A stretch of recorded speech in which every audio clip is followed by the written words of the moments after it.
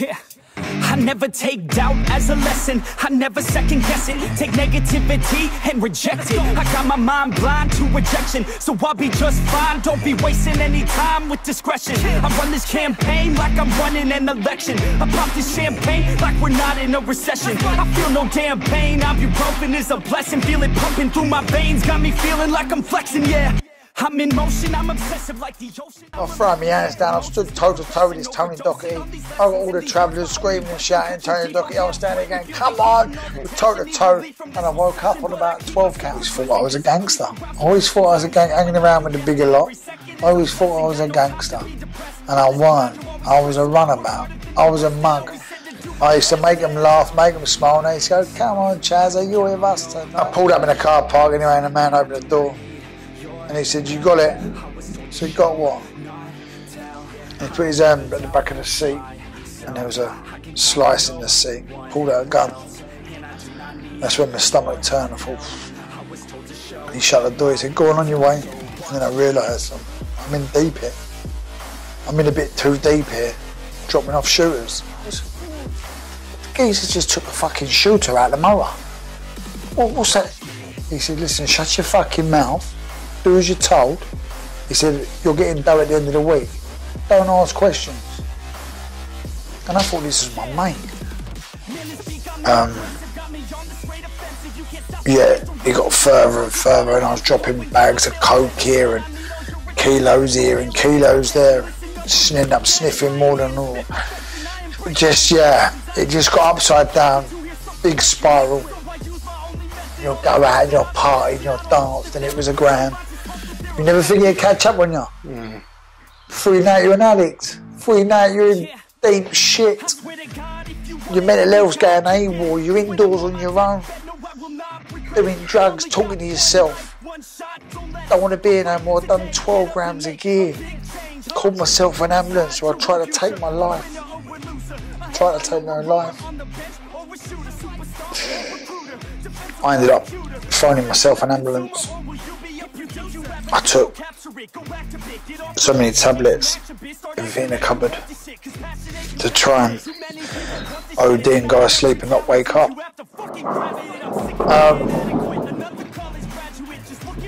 Thank you. But there's a lot of signs here, man. A lot. I'll never doubt myself. I can count on no one else. And we are live with Chasa Real Talk, brother. Oh, you can't do it with that hand. How are you, How you doing, man? Pleasure. I appreciate you, man. I really do. Pleasure being on here, mate. Ah, mate, we've been friends for a little while now, and getting you on. Finally got you on. Yeah, mate. Mate, you've had a hell of a life, haven't you? I have, and yeah, I've always wanted to do one of these podcasts. Grateful it's on your Paul Stansby podcast. Is that correct? It's correct. Told you I'm dyslexic, Dave, so I'm trying. But yeah, I would like to try and inspire as many people that watch this, my life, and it's still going. I'm still not where I want to be. So what I've been through. So take it away. So take us back to the beginning, man. Starting from, I don't know, maybe your earliest memory, and just build up a picture of where it is, because you've done a lot of social media over the years, and that's how I come across you first, when, like, in your early days of social media. It was like wild and just out there, and it was electric to watch, but you can see that there was stuff going on in your head at the time that you were going through this. So take us back to the beginning, from, like, you know, just give us a picture of who you are and how you ended up being where you're at today. Started when I was 10. I was bullied as a kid. I remember very well. I was walking across the field. I'm still on the same estate now, and I still live by the field. And I walked across this field, and these two brothers, Sanctuaries they was called, Paul and Terry Sanctuary, and they used to bully me. And they were sitting on a wall, and obviously they've started as I'm walking home from school, and they beat me up again, and I've gone indoors crying. And my mum said, well, what's happened? And I said, they beat me up again, they're two brothers, and they lived at the end of my estate. So my mum said, get in the car. So I got in the car, and we drove to their house, and she had a baseball bat. And she went, take that. She went, go and knock on the door. She went, bash them one by one. She went, do what you got to do. She parked outside, stayed in the car, and I got out of the car. Didn't want to. I was petrified. But I felt I had to. And went and knocked on the door. And the mum answered. And she said, what do you want? I said, I want your sons. I said, they've just beaten me up and I want to fight them one-on-one. She went with a bat. I said, if it comes to that. And she went in. She come back out with a leaflet. And she gave me the leaflet. She went, go back home. Give that to your mum. And I did. And it was a leaflet of boxing club, Southfield and Victory, by Sellers Park, Crystal Palace. And my mum said, do you want to go? And I said, well, I need to learn how to fight because I keep getting bullied. And I went and never looked back to become a great amateur boxer. Ended up having 50 fights, 12 losses as an amateur. Wow. Finals of the ABAs, schoolboy champion, NABC champion, national champion, represented England, represented London. But I never got that. I always fell short in life and I just never got that push. My style wasn't suited to the amateurs. It was more jump on your toes and jab. I was a little tubby kid and I was like, hustle bustle. I remember I got a phone call to fight for England, going over to Italy. And I'd never would have thought I would have got the opportunity. And I see my trainer for the England squad, and he was at the desk. And I'll never forget this. And I see him mind my name. And he come back, and I knew there was something not right here. So I pulled him aside. I said, tell me what's going on here. Why have you just gone to the desk and said my name? And they've just give you a ticket. I think it was something like that. And he said, look, I'll be honest with you, Chaz. You wasn't picked for the England squad. David Burns was picked for the England squad, but he didn't want to fight. I'm sure it was David Burns. It might be wrong, but I'm pretty sure. He didn't want to fight this Italian kid. He's unbeaten. He's something naughty. So they said, you've got a lot of arsehole. We'll put Chaz in. So anyway, I was shitting myself off. I'm here now. I've just got to go and give it my best shot. It's pointless backing out. And then when we got to Italy, the trainer said, I understand if you don't want to fight, just pull out. I said, no, fuck it, I'm here. I went out there and I beat him. The only person ever to beat this Italian. Wow.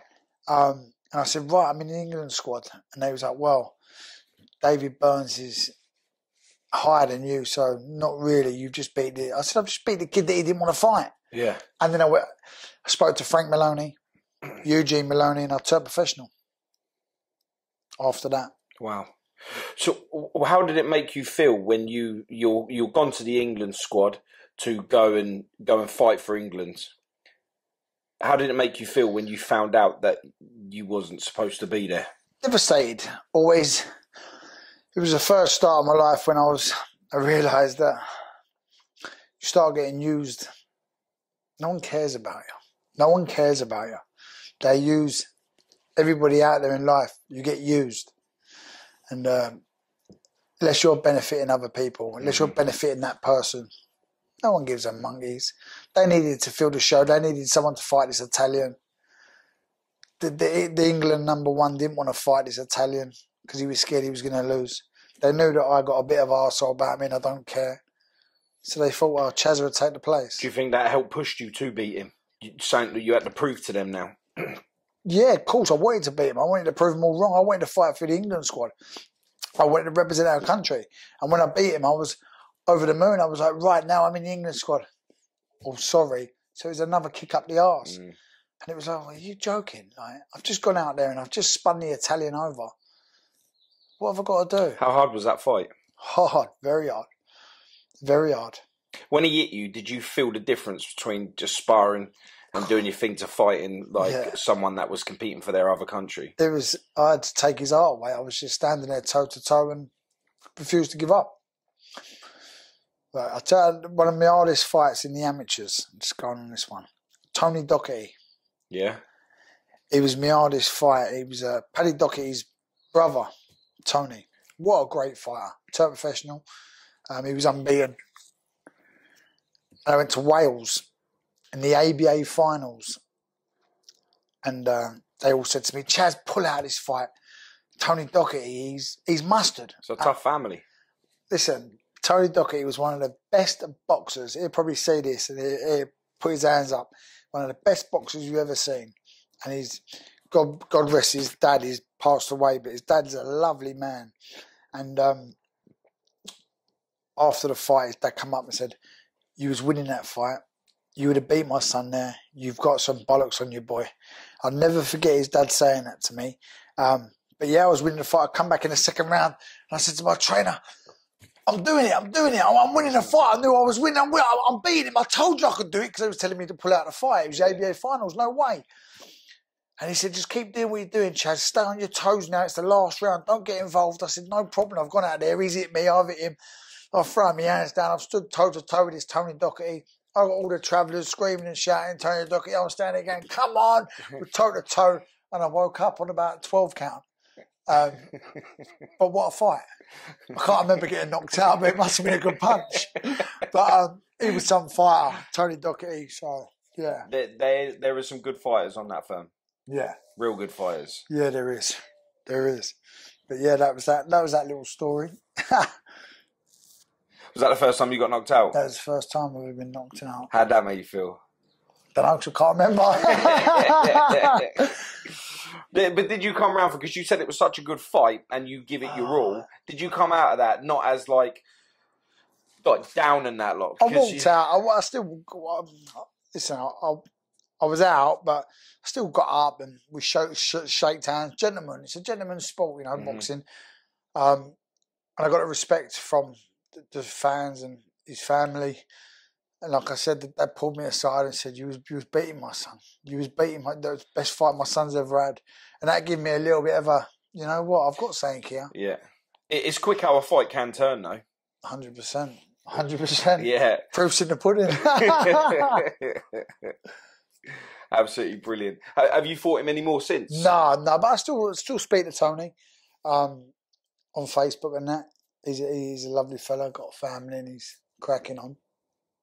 Yeah, that's good, man. That's good that you stayed in contact. Yeah. I think like a lot of people, they get so confused with boxing, bare knuckle or anything like that, that it has to be like, you're going to get it, you're a cunt, you're this, you're that they're failing to see that it is a gentleman's sport. It's a gentleman's sport. Listen, you only lose when you give up. You don't lose. There's two people in there fighting, but none of you are losers. Nah. You lose, but you learn. So you're a winner. Yeah. Because you've learned from that experience. Yeah, I hear that. So I think, people say, he lost that fight. Yeah, but he learned from that fight. So who's the winner now? You're only typing and talking. Yeah. You're not doing what he's doing. How do you find that now? A lot, especially with social media. I mean, because like a lot of people, they tend to stay strong social media platform wise because it's easy. It's easy to down someone when he's sitting on your sofa watching Family Guy. Do you know what I mean? I'm past that. Before, when I first started doing social media and obviously doing my videos, I remember a guy and he typed so much rubbish to me, but it got to me mentally. So I sent him my address. I said, come on, there's my address. I'm in now. Come and see me and we'll sort it out. And I spoke to, I think it might have been Dapper Laughs. And he said, no, what are you doing? I said, mate, he's just written his stuff on a messenger. He said, it's social media. That's what people do. They're typers. They're talkers. Like, don't be giving your address out. I said, well, I want him to come around my house and see if he can front it. He was like, no, delete the message. And then I realised after that I shouldn't be giving my address out. But yeah, social media can be bad. Can be bad. Depends how you take it. You got to learn just to, with the negative people and the typers, there's a block button. It's lovely. You just block. I'm not interested in gaining any more followers, gaining any more recognition. I know me for me. So you can type, but you only do it once. Yeah. Because I block. Yeah. I don't entertain it. I think that's the best way to do it. You're killing them without actually killing them. Because they'll just do their nutting. They're like, oh, how am I supposed to get hold of him now? You can't. Just leave them to rot. Let them borrow their mates' phone. Let's have a look. Have you got that Chasa in there? Can I have a look, see what he's doing? And then you've got to give that phone back. So, yeah, that's just the best way to do it. Mm. Don't get roped into social media. Don't get roped into messages and talkers. And someone's going to do something. They're not going to tell you they're going to do it. They're just going to do it. Yeah. It's old school, isn't it? I'm not going to tell someone I'm going to do this to you. Well, you're going to be expecting it. Or not. You know, it's stupid. So you've gone from, you know, fighting for your country, and you're putting your name in there and finding out that, you know, you're not in the England squad, to going on and fighting great fighters like the one you've just described. Where are you going from this? I had enough. That fight with Tony Doggett was before I represented England. England was my last straw. And then I turned pro. Eugene Maloney, Frank Maloney's brother, down at Old Kent Road Fight Factory. Yeah. The old Henry Cooper on Tomina Road. The old Henry Cooper pub. I can't think now. Camberwell. Do you know where it is? Where? The Henry Cooper pub. Old Kent Road. Old Kent Road. Yeah. Old Kent Road, Henry Cooper pub. The gym above the pub, in the corner. If you've done it right there, Maloney's Fight Factory, he opened it up just down there. I turned pro with them. I was always in the Henry Cooper with Bobby Patchett, an old trainer, with all the pros, which I experienced all the pros in there. And then, yeah, like I said, after the England squad, sorry to ramble on, after the England squad, I wanted to turn pro. Eugene Maloney and Frank Maloney approached me, and yeah, I just spun over. I was 19, I turned pro. How'd that make you feel? Like, yes, I've actually done it. I'm here. Thomas and Beckett, that's correct. Yeah, when I turned pro, I was buzzing, and I sold tickets. But it isn't like it is now. Years ago when you turned pro, I was trying to fight deal. So when I signed my fight deal, it was like, we'll give you 4 fights. Whether you sell 1 ticket, 100 tickets, you're going to be on £1,500 a fight. That's what I was on for the first 4 fights. And then I'll step it up to a 6-rounder, and I'll be on another 4-fight deal for a 6-rounder, and I'll be on £2.5 a fight. Whether you sell, now you've got to sell tickets. Everything you got to sell tickets. Back then you didn't have to. But I was a big ticket seller anyway. I would go and sell 200 tickets at York Hall. Ask why I sold so many tickets. Why did you sell so many tickets? Because I was a pisshead in the pub.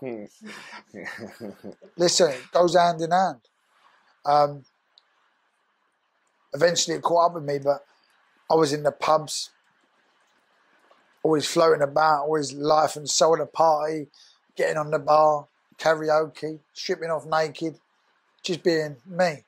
So when I come to fight, it'd be like, Chasa's fighting, but let's go and watch him, he's off his head. And I used to walk in the pub and I'd go and sell 50 tickets in that pub, I'd go and sell 30 tickets in that pub. It was easy for me. Where was the transition for you? Because coming pro and supposedly meant to be looking after your temple, to being a lad, being down the pub, like where was it? Where was you? Like, how did you separate that? Well, I did. Obviously, I used to like a drink. Still do. I'll have a Stellas and that. But 6 weeks before a fight, I'd stop. It was easy. But I'd still go in the pub and have an orange juice and chill with all the boys. And I've witnessed this myself at a birthday party we went to. And just sell my tickets. But yeah, some good times. And I think I got to 12-0. I was 12-0 as a pro. Cutthroat business again.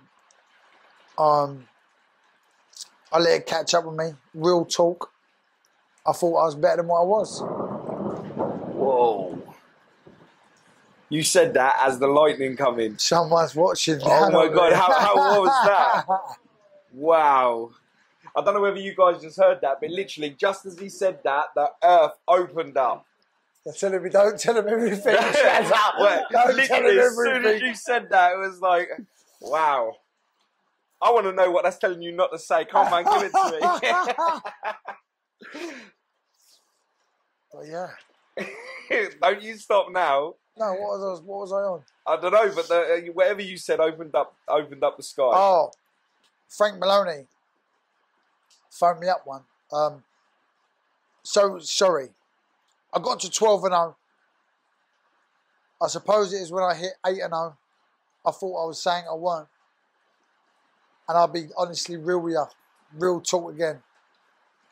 I used to go out and what's happening? Festival fighter, you know, girls. What led with girls? Booze. What led with booze? Drugs. Yeah. Did you build it? When I first started with you, was that you? No.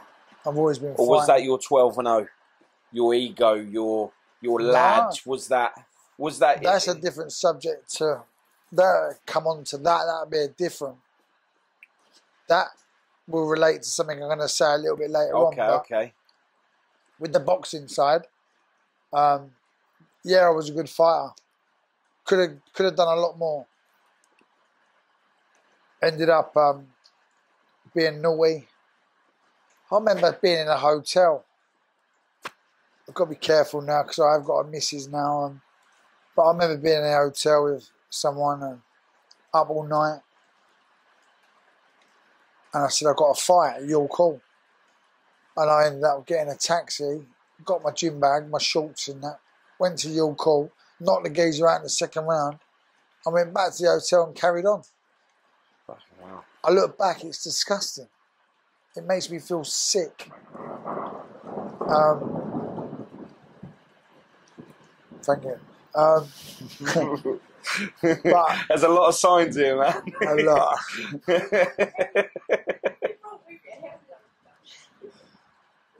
But yeah, I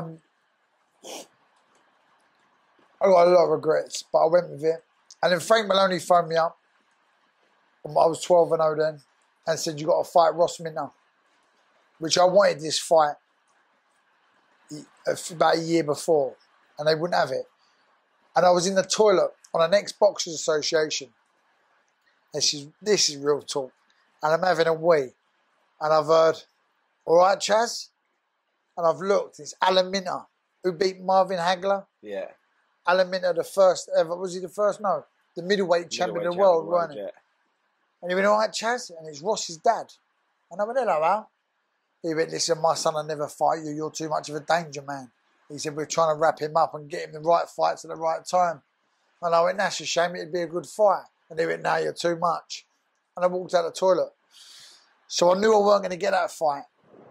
And then, yeah, I got called up by Frank Maloney a year later. Said, you got to fight Ross Minter, Southern Area title. I was a champion, defending Southern Area title. I said, you can't do that to me.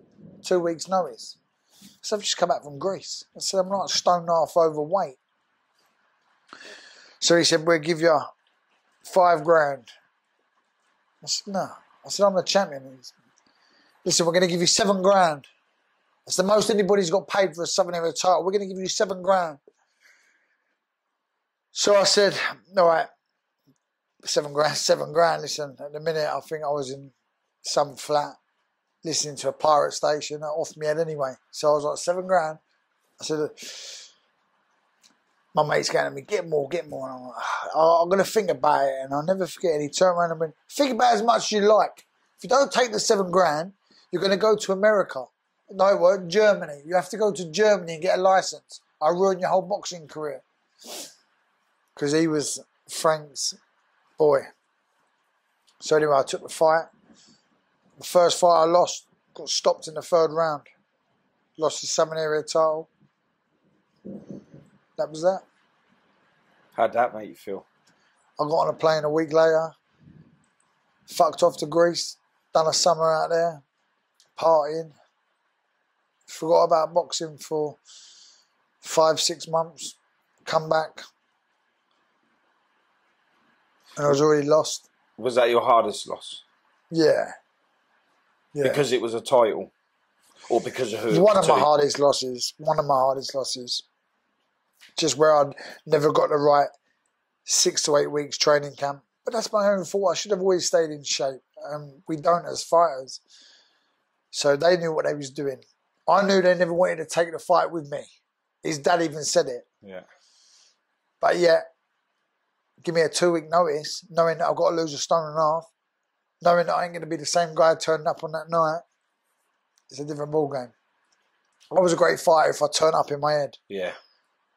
If I was there in my head, no one would beat me. If I'm training to lose weight, I'm not training for the fight. I'm worrying about losing weight. I'm worrying about the money. There's a difference. Some people fight for the love of fighting to be the best. Some people fight for the money, or they're fighting to try and lose weight. Selling tickets, it all goes hand in hand, you know, boozing with the boys, out with all your mates, and you got to be in with the crowd. It's a lot of pressure. It's a lot of pressure. You got to think, I'm going out all night partying. I've got to get up in the morning and do a run. 6 times out of 10, did I do that? No. Did I always cheat myself? Later on in my professional career, yeah. Did I think I was better than what I was? Yeah. Was my head too big? Yeah. That's just real talk. And I thought I was saying that I'm not. We're all normal, we're all human beings. And sometimes fame and can get you a certain way. Yeah, I think it's a very cutthroat career to be in, boxing, because there's so many different levels of boxing that you can go to. Gloves, no gloves. Then you've got all of the advertising of it, the hype. Some of it's real, some of it's fake. You know, some people would just do it to sell the tickets. I think a lot of the time, a lot of the heart is taken out of it just because of the to and fro in between. You know, you see a lot of, like, say for instance, Tyson Fury's last fight, he won it, right? But instead of Tyson turning up like he normally does, where he's like burly and wild and that lot, he was just like a lot more relaxed and stuff. And then with that, you think to yourself, I don't know, he might lose this one because he's not his normal self. Do you know what I mean? Where he's like wild, singing and making cracking jokes and stuff. So when he was like a lot more relaxed, but it weren't, he was just more focused and he took it a little bit more serious. I don't know. But it was different. You hear people on social media saying different things about that. Oh, he might lose this one because he looks nervous. He looks like he's... So already people have made up that you're a winner just because of how you turn up in between the fight. Are you with me? Yeah. I don't know what we say. No, you're right. It's the hype. Sometimes the hype is... People pay attention to the hype more than what they hype pay attention... Sells. Hype sells. With Tyson Fury, he didn't need to hype it up. He sold himself already. He's a multi-millionaire. So he was just chilled and relaxed. He knew what he was going to do to Dillian Whyte. He doesn't need to hype it. Before, if you look back in his start of his career, he'd throw tables up in press conferences. Yeah, that's what I'm saying. To get the hype. Yeah. To get the people... As long as people are tuning in, whether it's to see you lose, because they hate you, it doesn't really matter. As long as you're tuning in, you're subscribing, everyone's getting paid. So from this and your boxing, and sorry, Tyson Fury's turned it around as well, didn't he? Yeah. He was very off the rails, you know, back in them days. And he suffered through mental health, and he went on the drugs, and he turned up 22 stone. Yeah. And he spun his life around, so he doesn't need to. He found himself. If you understand where I'm coming from, he didn't know himself back then. Is what I see. Not that I'm putting out. Yeah, that's what I meant. That's why I called him up as a. He didn't know himself. A lot of people don't really know themselves until they find themselves and realise what needs to be done, what life's about. It's experience. Sometimes you've got to go through what you got to go through to experience it. Hopefully, you come out on the other side. And like me, I spun my life around and I went through shit, and I just want to. It's real talk and it's real life with me on my journey, and I just want to try and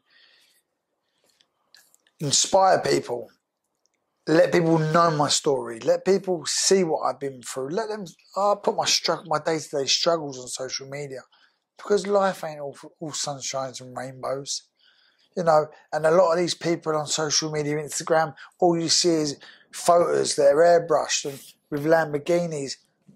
What about when you lose that Lamborghini? What about when you can't go out for a meal and you've got to have chips because you can't afford a sausage from the corner shop because your rent's due and you've just lost your... No one puts that up there.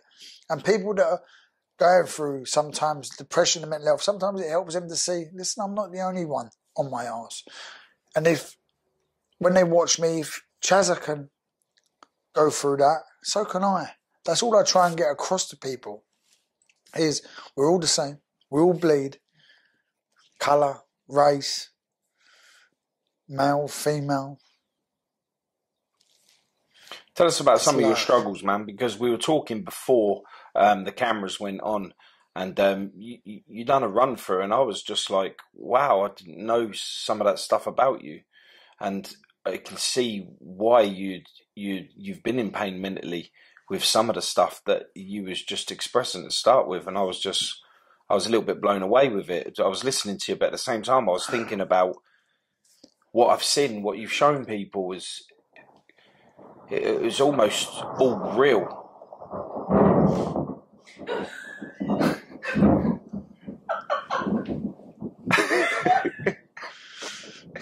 We are witnessing some storm today, I'm telling you. Wow. Like, a lot of people. And I think they're going to know I'm going to talk about them. But, yeah. I haven't had it easy. And I don't want sympathy, because not everybody has it easy. You probably have it. I know you don't have it easy with your conditions. Each and every person in this room don't, and everyone's got a story to tell. I've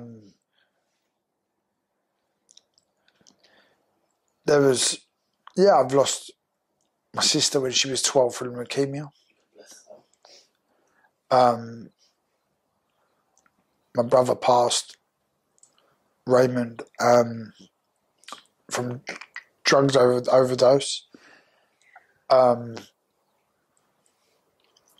So yeah, things haven't been easy. Listen, Mum and Dad's done the best they can for me. As much as I've always gone off the rails, you know, I got kicked out of junior school, got kicked out of high school, and my dad's very old school, and I love my dad to bits. He's like my best friend. And I remember when I got kicked out, he said, "You want to be a man? Go and get a job. You want to be a man? Go and get a job." And I got a job, and I was on £14 a day. And I used to pay half of that to my dad for rent.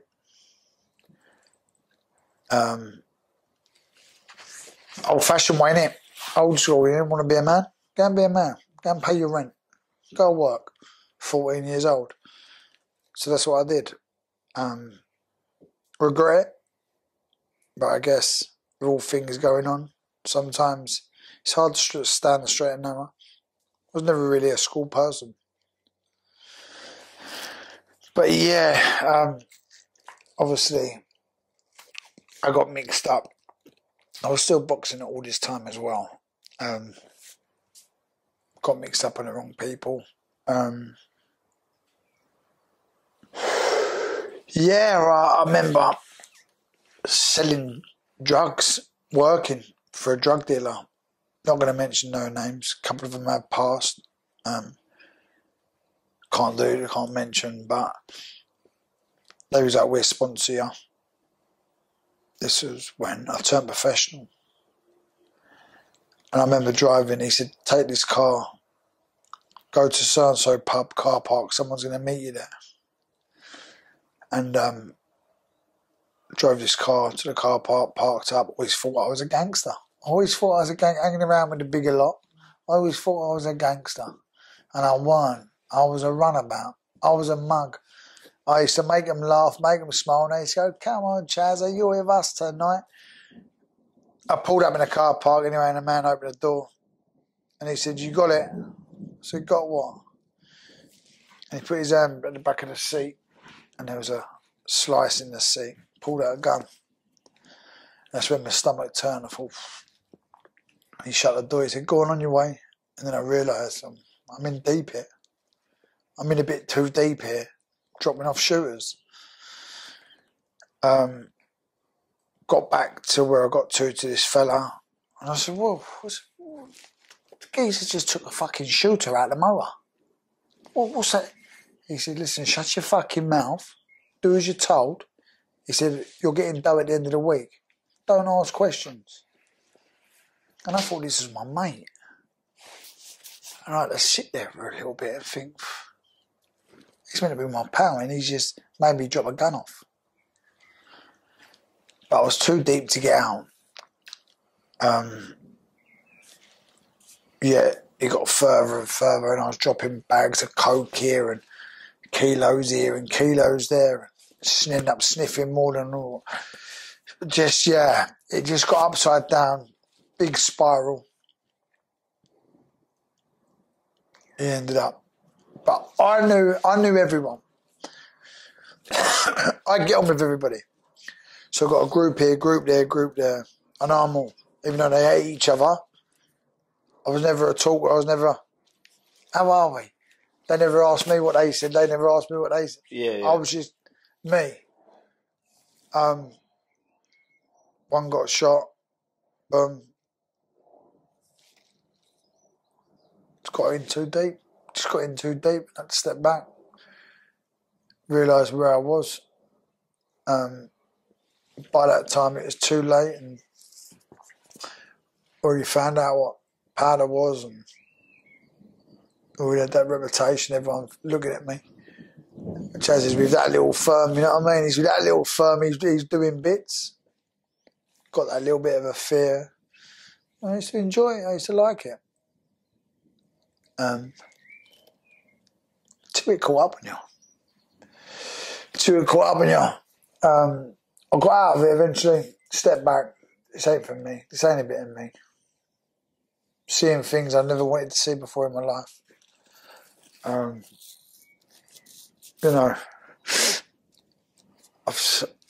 seen one who was in a flat, and I remember a fella coming in, screaming, blood everywhere. It makes me feel sick. His whole stomach was just ripped open, and he had been stabbed, and he was saying they're coming back to the gaff, and I'm sitting in this gaff thinking, I'm a kid. What am I doing here? People coming back. If they've done that to him, what are they going to do to me? But because I was a boxer, they always used to like me round them. I was game as a pebble. I'd always be the first one in there.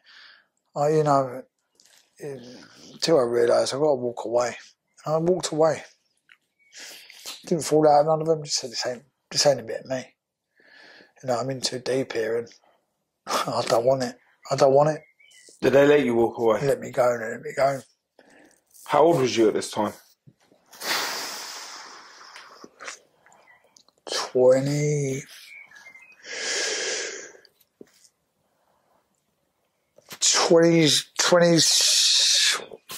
when I walked away, about 24, 25. So you stayed in the game for quite a bit then? Yeah, I used to tell my mum I was working in a nightclub in a cloakroom. Because I was never on. Yeah. Was it easy to lie to your mum about that? My mum ain't stupid. She ain't stupid. She knows what goes on. And yeah, she knows. I ended up coming home asking me mum, I owe someone money, and later in the line, can you help me out? Threatening to stab me and do this, and she was like, why'd you get yourself involved in this shit? You know? Don't realise you're full of the crowd. Everyone wants to be a gangster until it's time to be a gangster. That's the real talk about it. Everyone wants to be talk at a pub and everyone wants to be feared. Why do you want to be feared? Well, I don't understand why people want to be feared. There's a great saying my dad always said to me. Do you see when you're in a pub and you're saying, see John over there? He can half have a fucking fight. You should see what he done to this geezer. Stabbed him, beat him. And then I'll go, yeah, see that geezer John over there? He's a fucking lunatic. He opened some geezer up, absolutely ironed him out. Before you know it, everyone in the pub's talking about John. He's an absolute lunatic. He's probably stabbed him 6 times now. The time the conversation's gone round. No one knows about this John until John gets one on the chin. That's why I'm always game as a pebble, because everyone's a gangster until it's time to be a gangster. Everyone talks a good fight until it's time to have a fight. Everyone can say he's a lunatic, he's a lunatic, he's a lunatic. He can have a fight, he can have a fight. How do you know he can have a fight? How do you know he can have a fight?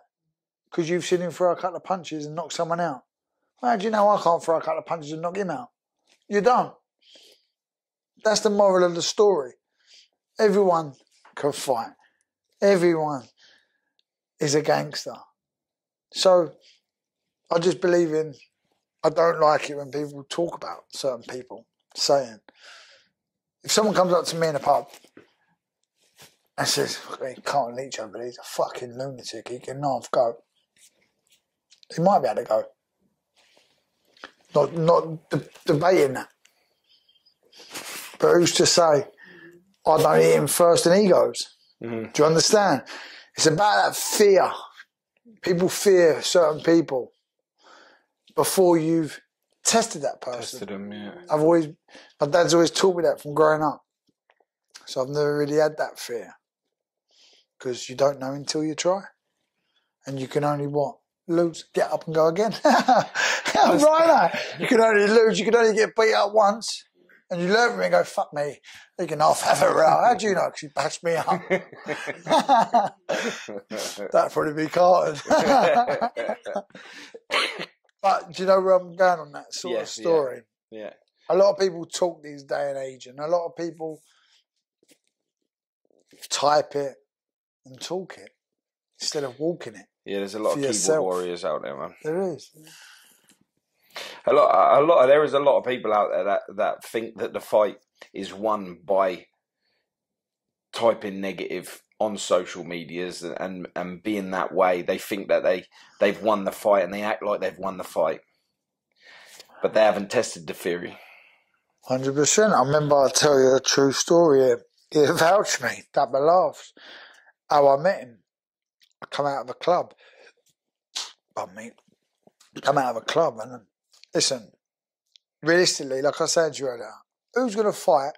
If you know that geezer, there's a bare knuckle fighter, ex-professional boxer, boxed for a world title. Are you going to have a fight if you ain't a boxer? Are you going to have a fight with him, or are you going to put something over his head or stab him?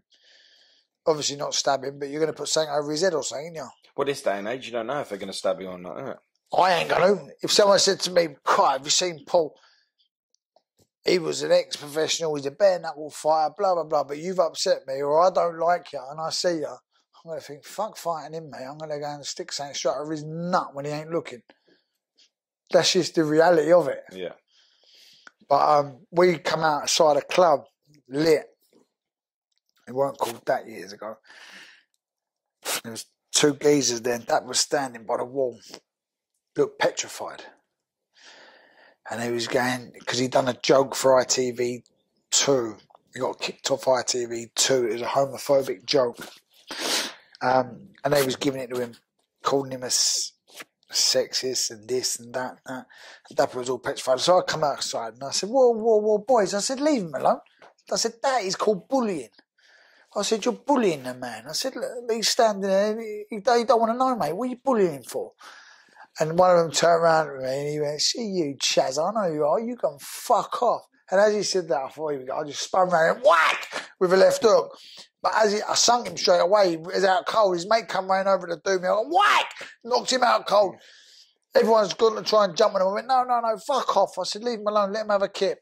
That was like, Chaz, mate, what have you done? Thank you so much. I said, no drama. Anyway, everyone was trying to jump on these two boys, men. So I let him get up. Old school, it's just morals they've been taught up. So I let him get up anyway. I told him to fuck off. Go on, you bullies, go away.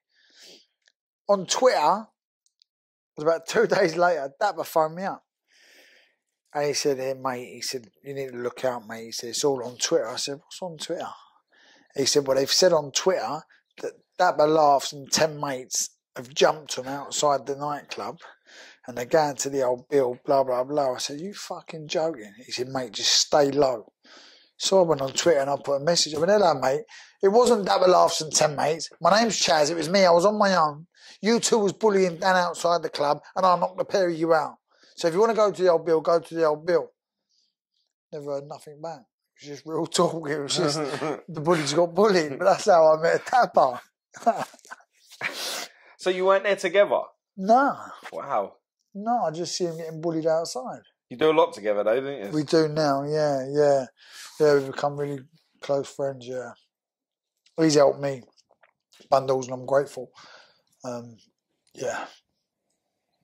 Yeah, he does make me laugh, but he's another one that suffers with, mental health and everything else, like each and every one of us. And I think it's good, especially in this day and age, that we are able to speak about that. Do you know what I mean? Like, because I think men and their thoughts have been locked away for so long that we've all suffered our own lonely fate of being able to feel like we can't express ourselves. We're not allowed to express ourselves. We can't. It's wrong for a man to be able to speak weak, but it really isn't, because when you do actually speak out and you do reach out, the amount of people that reach back in to be like, thank you, because you've come out, that's enabled me to come out 100%. And be able to talk about being lonely, about being suicidal, about being off the rails, taking drugs. Because I think if a lot more people spoke out and a lot more people reached in, I think there'll be a lot more people saved and they wouldn't have to find solace in drugs because they can't handle the silence. Because when you're suffering, you truly are suffering. When you are silent, everyone outside might not be able to hear you, but inside there is a scream going on that's so loud that you can't sit there in silence because it just goes off constant. This is a mental health with me, and I'd love one day to get up and do a speech for people to come down to talk, because when you go through struggles, there is not people out there that want to listen.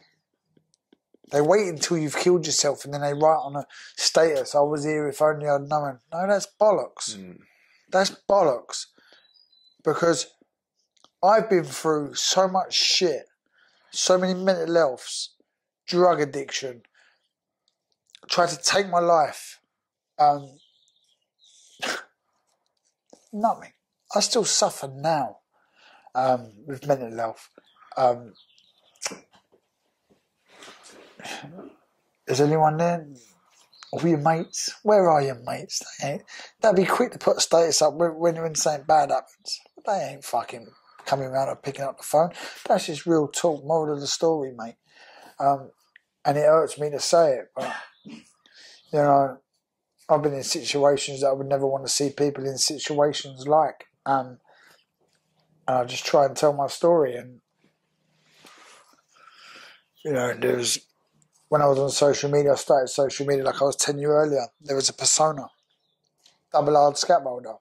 Yeah, I've got a great platform, and we used to have fun and take packet and fly, don't drink and drive, and smashing CCTV off walls and pulling scaffolds over, and it was fun. But fun for them to watch, not for me, because in my head, really, I was going home on my own, and I was doing drugs on my own, and I was fighting my own battles. I lost my scaffold company. I was jumping on flights out my head, not knowing where I was, asking air hostesses, where am I? Standing at the luggage case, hoping my case had come round, because I was off my nut the night before, and my mate had booked me a flight. All your mates there, they're all round you when you got a bit of gear, you got a bit of money, you're buying the rounds. Where are they when you ain't? Where are they? They don't pick up the phone. What, because I don't do drugs no more? No one wants to speak to me, no? Because I sorted my life out. No one wants to give me a phone, Chase, coming down for an orange juice, no? Yeah, that's right. I mean, you can still go into a pub. It doesn't mean you got to drink alcohol and sniff gear, I don't need it. Listen, I ain't done drugs for, got to be 5 years now, 4 years, 5 years. Don't entertain me. Not bothered. Beer, I like a beer, but I don't need a beer. I'll go out and socialise. I'll have 2 beers, that'll do me. I'm all right. I've sort of worked out with what I've gone through and where I am. Listen, if I go away, I'll get drunk, I'll have a laugh, but all the other stuff, I went through bad times and mental health, and listen, I was saying earlier, whoever's suffering with mental health, just reach out and talk and speak to someone. I would say a family member, let them know, sister or brother, a mum or dad. And it's so hard to do that. I never done that. I wish I had. Because they're the only people that really care about you. You might have one or two good mates that care, but I would say speak to a family member and just sit down and say, look, I've got a problem. I'm having demons, and whatever your reason may be, would be, speak to a family member. I didn't do that. I was fighting demons with myself, and I ended up going down a path I didn't want to go down, always dabbling, always starting off with a little bit of pinch drink, and you'd have a little half a gram, and you'll go out and you'll party and you'll dance, then it was a gram. You never think you'd catch up on you. Before you know it, you're an addict. Before you know it, you're in deep shit. Your mental health's going AWOL, you're indoors on your own, doing drugs, talking to yourself. Don't want to be here no more. I've done 12 grams of gear. Called myself an ambulance, so I tried to take my life. I tried to take my own life.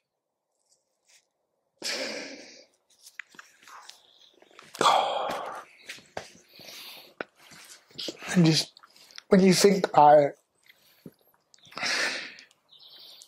the amount of people that you're going to put through, because you just went down the wrong path, and you just need to talk to someone. Sometimes it gets you can't see past it, and no one's there. You just got a camera, a phone, social media. Everyone's laughing. You're getting nothing from it, and you're going home and you're shutting the door and you're crying on your own. Nothing else to do. And I didn't want to be here. I want it over. I can't keep being this person that I'm not. I know deep down I'm not that person, but I couldn't get rid of it. Well done, Chasa. Okay. Well done, mate.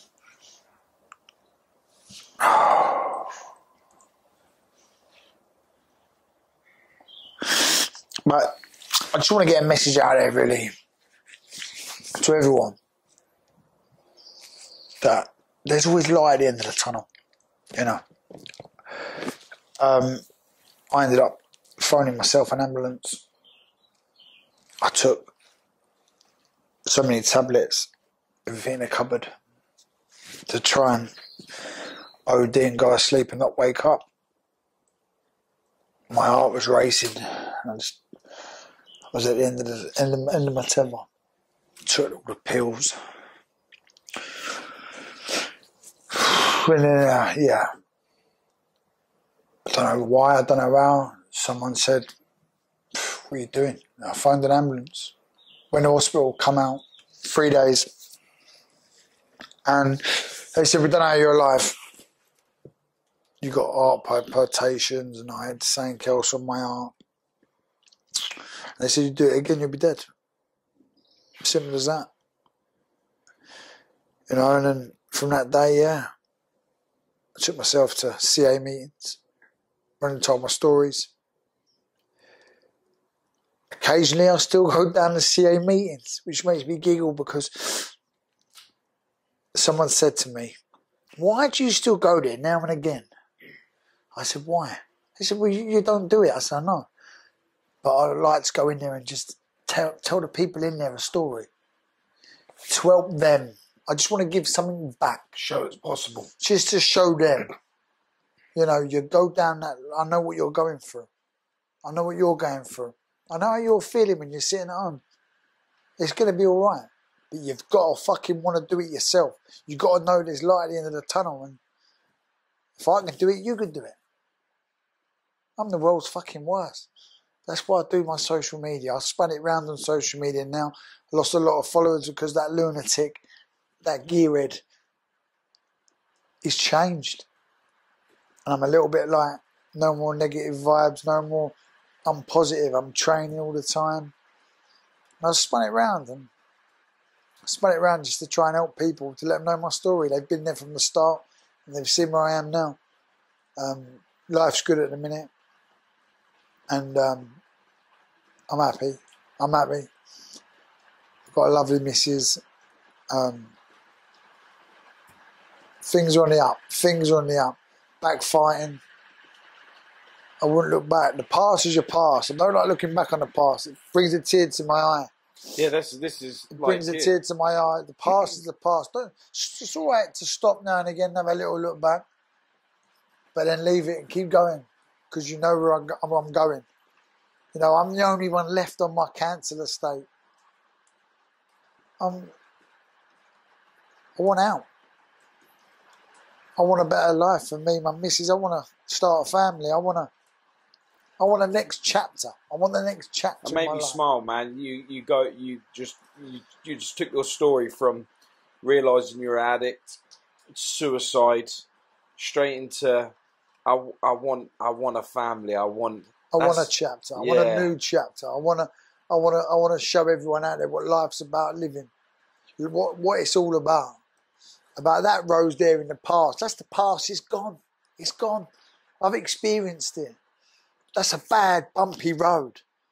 Yeah. Now I'm on a straight tarmac road, and I'm going. The fact you realise that there's no way that you want to go back to that person again is a great leap forward for you, from being able to keep following that path that you're going on, that positivity. And yeah, you've lost people, and at some point in your life, I'm sure that really mattered, that if you was losing the odd people. And I think, me personally, I think they should take the numbers off of social media. They should take the like counter button off social media. Do you know what I mean? I think they should take it all off, because so many people are falling into the trap that if the numbers ain't saying right, then people ain't going to think you're famous. They're not going to think that you're someone great. I think if we're all equal, which we are, and it's up to 100%. Us, and it's up to us to show people the goodness instead of all the negative. And negative thrives on social 100%. Media. It thrives a lot more than the positive. We had this talk before with you and Atik and Wendy at the very start, that like people live for them numbers. If they took them numbers away, you're just looking at a photo, like a photo album. I used to be like that. Yeah. I used to be like that. Now I'm not really. I'm interested in how many people can I make feel better or inspire. That's the word. How many people can I inspire? In the mornings I wake up and I'll be doing a run and I'll say, right, not me, let's go. Someone might read that and go, do you know what, he's right, let's go. And it's true, because I got that vibe from you. When I see you when you was on holiday, when you went abroad a little while ago, and I saw you running up the hill and on the beach doing the shadow box and everything. I was like, I'm feeling that energy. Yeah, it's just about good energy. And listen, we can be and do anything we want in this world. You know, no one's going to do it for you. No one's going to wipe your ass. Only you can make the change in yourself. Only you can do something that's going to help you. No one around you can advise you, whether it go in there and out there. But it's all about your thoughts. It's all about your energy. It's all about what do you want to become. Don't worry about tomorrow, worry about now. You know, you might go home tonight and go, you know what? I need to lose a stone. I'm going to go for a nice late night walk before I go to bed. Why not? Why not? Go and have a little think yourself. Put your headphones on, have a nice stroll. Half hour. What's half hour? You sit on your phone for 3 hours a day. What's half hour nice walk listening to some relaxing music? Nothing, is it? You need to change your social media from Chasa Real Talk to Chasa Inspire. But it's just where I want to go in my life now, and it's how I want to feel daily, and that's left over there now. This is where I'm at. This is how I want to feel. It's like the negative vibes. I leave them there. I'm not interested. I'm really not. You know, I'm doing this bare knuckle boxing now. It's keeping me fit. My missus wants me to give up. But I like the fire in me. I like it a lot. Once you're born a fighter, you're always a fighter. It's hard. But yeah, things are on the up. Things are good. Yeah, you got a good girl. Got a very good girl. Yeah, met her. I'm lucky. Yeah, it's lovely. And let me ask you, when you look in the mirror now, what do you see? What do I see? Yeah. Absolute soft.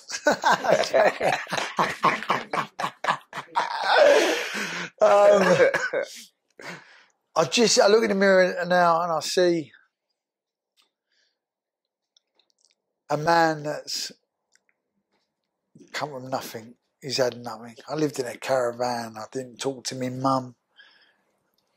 My mum and dad, I didn't talk to them for like 2 years. Lived in a caravan on my own.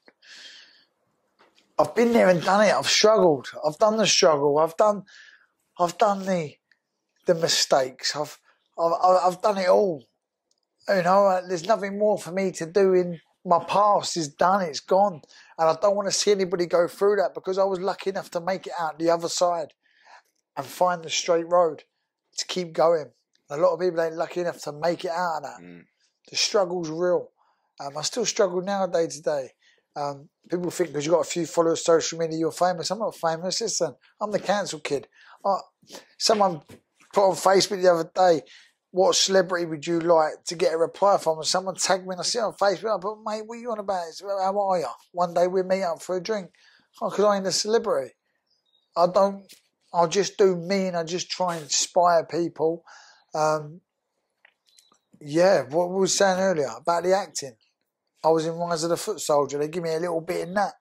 And someone on the sideline said, you need to get qualifications. And I sat there and I thought, you know what? It ain't about doing these films because I've got a big following and I'm going to bring a lot of traffic to that film. That person's right. I need to do like every other Joe, Jim and John and Wayne. Go and do my course, my acting course. Go and lay on the floor, kick like a baby. That's what I had to do. It was embarrassing. Paid for it myself. Saved up the money I worked, saved up, paid for it myself, got my results, qualified actor in my beginner's course. Now hopefully something come from that and I'll get an opportunity to be in a movie. Dabba's going to put me in one of his films. Wendy's got a link. She's going to put us in one of the films with you lot. So now it's just about just keep on making another step, making another goal, reaching something else. Do you know what I mean? You're never in life, you're never going to stop reaching or setting goals. You're always going to go, I want better, I want to do that, I want to do that. You know what, let's do that. You know what I mean? I've never been on a cruise ship. I'd like to do that. I'd like to do a cruise. That's what I'm saying. There's always something else to do. Yeah. Never be content with, that's my life. I'm done. I'm done. Sit there. EastEnders, Coronation Street, Emmerdale, back to Coronation Street, back to EastEnders. Monday, Wednesday, Thursday. Well, it's boring. Sitting on the toilet on your phone. Boring. Wake up, open your eyes on the phone. It's boring, isn't it? Go and get a goal. Go and do something. Start a business. Start something. Go to acting school. Got a nice voice. Go and book up on Google an singing course. Think you can fight? Go to a boxing gym and have a little go on a punch bag. Try and get in there and have a spar. Set a goal. Anything. Think you can knit? Go and get some sticks and knit and go and start knitting. Anything you want to do, you can do. But always have a goal where you're always searching for that something. You know what I mean? Want to lose weight? Go start walking if you can't run. If you can't walk, crawl. Do something. There's no excuses. And that's just what I've learnt from the past. This is where I'm at now. And I'm positive, and I want better things and greater things. And eventually, I've just started my own business now. Real Talk, Rubbish Clearance. Get at us. We're on Instagram, Real Talk Rubbish Clearance. Just started that up. Keeping it real. We're grafters. Listen, social media don't pay all these people. I'm on social media. I've got 100,000 followers. What's that matter, mate? They ain't paying your rent, I know. So stop putting a photo where you airbrush it next to your next door's Lamborghini, neighbour's Lamborghini. Go, what a lovely day. And then you turn the camera off, you go, oh, my fucking skin, how am I going to pay this rent this month? Go and get a fucking job. Listen, all these people that are watching me, they ain't buttering my bread. So I don't give a fuck what they think and what they turn around to their hubby and go, have you seen that? Chaz has just got a job. So fucking what? So fucking what? I've got to make money like everybody else. You know? And that's real talk. Yeah, I think a lot of people, like, again, are dazed by what you should be doing. Like, I've got a lot of pro footballers that come into the studio, and I tattoo them. And their careers are over, 30, 35 years old, it's done. Yeah, that's halfway through retirement, right? Yeah. And I know a lot of them, they won't go get a job because they're footballers. They don't want to. They wouldn't want to see themselves at Tesco's on the till or in delivery driver or McDonald's or anything like that. So what they do is they invest in their missus to then do beauty or something like that, and they'll then have the money that comes in and then they'll take over looking after the family while they go out to work. And it's I always wonder to myself, like, well, my nephew, he's going to be like a big football. And I say to him, listen, what are you going to do when you're 30? You're going to finish. You need to get a trade now whilst you're doing the whole football thing at the same time. So when you do finish, you've run a business successful. So when you come out of it, you could be a business owner. 100%. Instead of being back on the tools, you got to think about later. Like, it's 100%. All right thinking about now and doing all this, but you're messing yourself up because when you become 30 and they kick you out because you're too old to play, what's left for you? 100%. I remember that Palace goalkeeper, he bought a restaurant in Purley. He was a goalkeeper, I can't think of his name. But he bought an Italian restaurant. It's still going now. Yeah. But he was clever, he invested why he was, and it was Rama, because he was playing for Palace. So everyone was like getting a restaurant. Now it's still doing great. He don't play for them no more, he's retired. But the restaurant's still going. He invested his money, which is what you need to do. The worst sport in the game is boxing. The least paid and the hardest sport. And there's nothing for no one after boxing. Like, I know a lot of people that's turned to the drugs, the booze, depressed. I can't start naming names, but I see someone the other day sitting on a bench with a bottle. And I pulled my motor up and I said, whoa, what's happening? He went, oh, Chasa, you cunt. And I went, put that fucking bottle down. I said, you're the cunt. You know what I mean?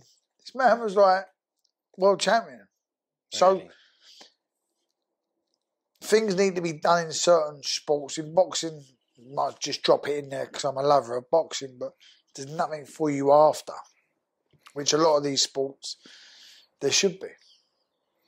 There should be something put in play as well that allows you to prepare for, in any sports, boxing, football, cricket, anything, that there should be something put in play for you to understand the end goal, the future, because you know yourself, the more money you earn, you might earn 20 grand, you'll spend 30, and as much as you want to sit there and think, oh, I'm going to get this money forever, you ain't. It's going to come to an end because it doesn't last forever.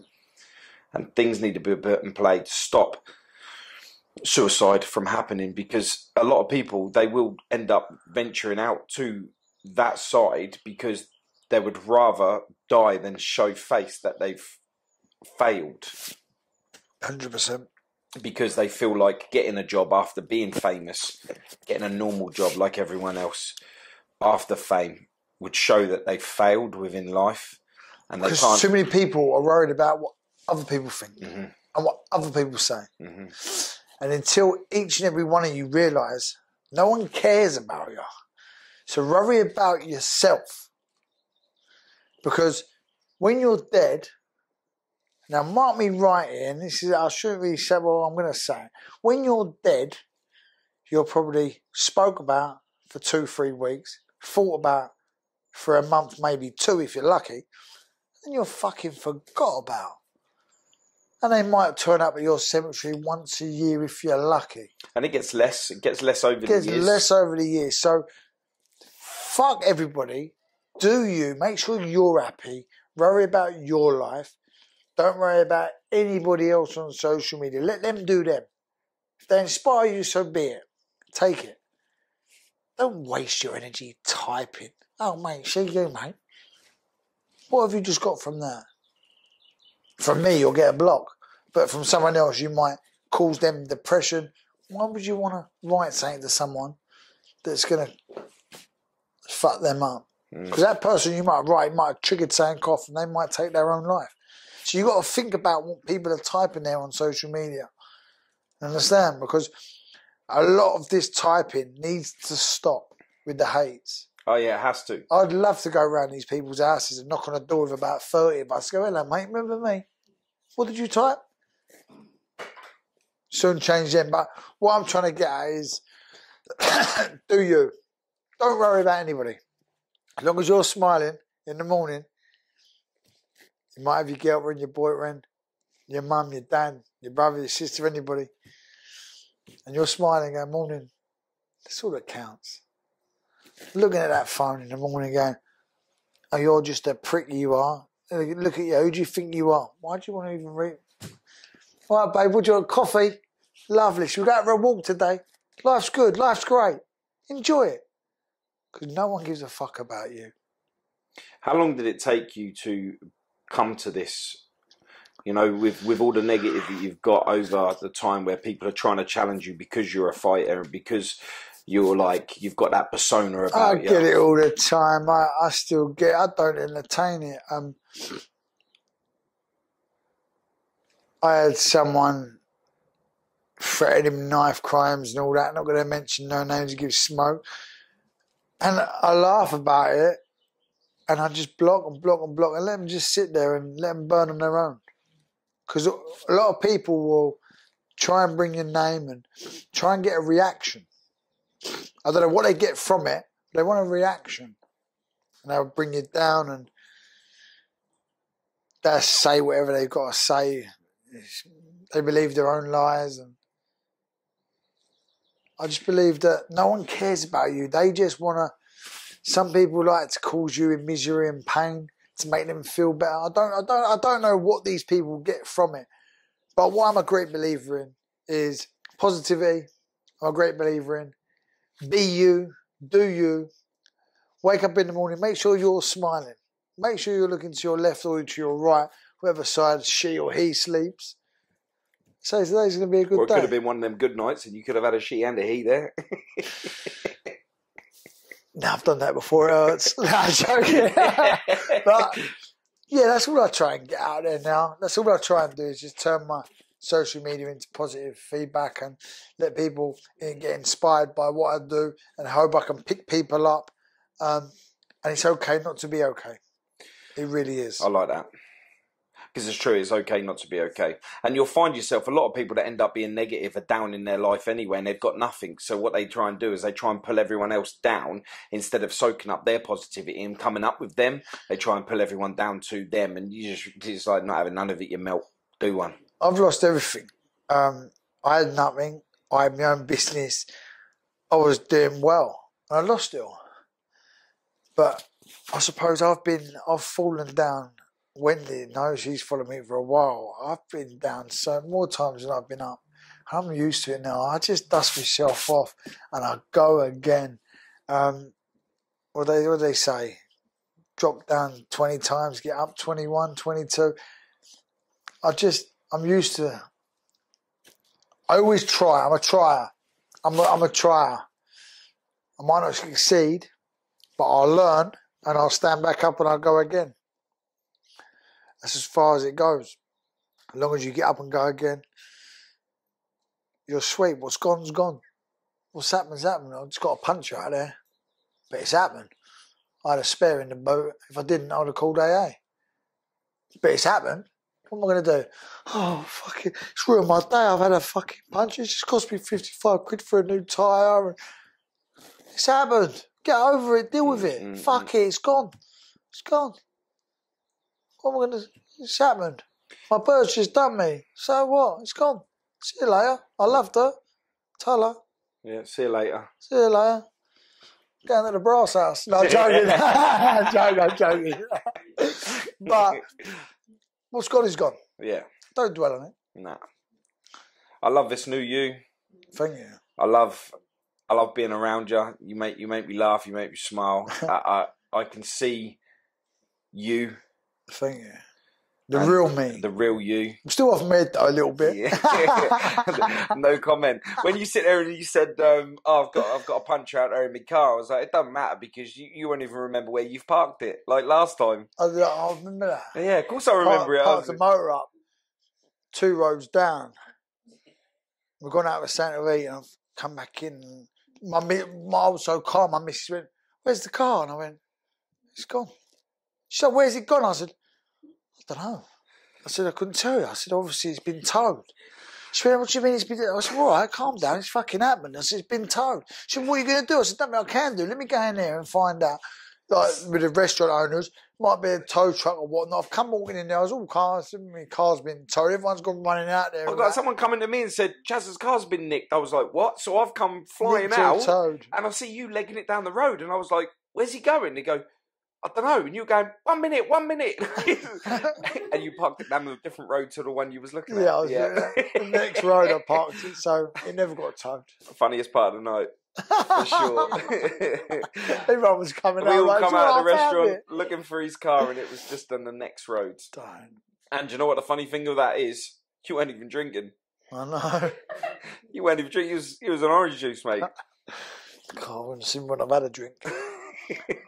God. Mate, it's been a real pleasure for me today to be able to do this with you. No, I love, brother. It's been emotional. It's been naughty. Mate, you've got me as saucy. Well. Yeah. It's been good. Yeah, hopefully people can watch this, let it sink in that it's okay not to be okay. Please talk to someone, a family member, if you're struggling with mental health.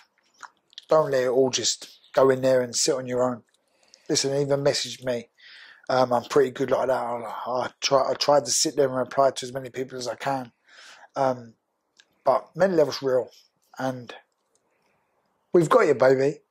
What happened yesterday happened yesterday. Today's going to be a new day. Not only for me, for you as well. So go get it. Love it. Absolutely love it. I'll end it like that. Yeah, that was brilliant. That was like perfect. Ta-da. Ta-da for now. Thank you, man. Thank you, brother. Man. Cheers, man. Love. Appreciate you. Thank you.